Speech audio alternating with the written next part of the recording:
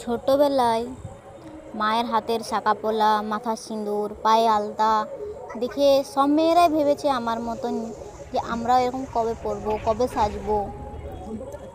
কিন্তু এখন বুঝতে পারি যে ওটা শুধু সাজ নয়, জীবনের একটা বড় দায়িত্ব।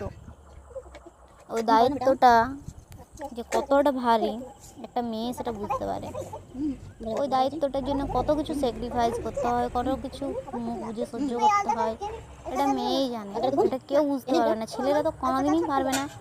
তবে হ্যাঁ, কিছু কিছু ছেলে আছে বুঝতে পারে, একদমই পারে না তা নয়। সেই রকমই আজ আমার মেয়েও আলতা পরতে চাইছে, আমিও পরে দিচ্ছি। আজও কতটা খুশি এইটা সাজতে। কিন্তু যখন বড় হবে, বিয়ে হবে, তখন সেও বুঝতে পারবে যে এটা শুধু আমার মা সাজতোই নি, তার সাথে সাথে কত দায়িত্বও বহন করতো।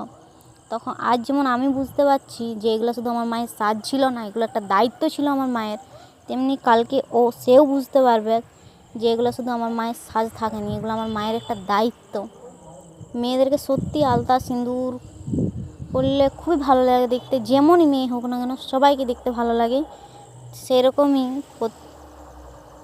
হয়তো আমার মেয়েকেও দেখতে ভালো লাগবে, কিন্তু তখন তার কতখানি দায়িত্ব বেড়ে যাবে। খালি ভাবি যে আমরা যেমন দায়িত্ব নিচ্ছি, কালকে আমাদের মেয়েদেরকেও তো এরকম দায়িত্বটা নিতে হবে।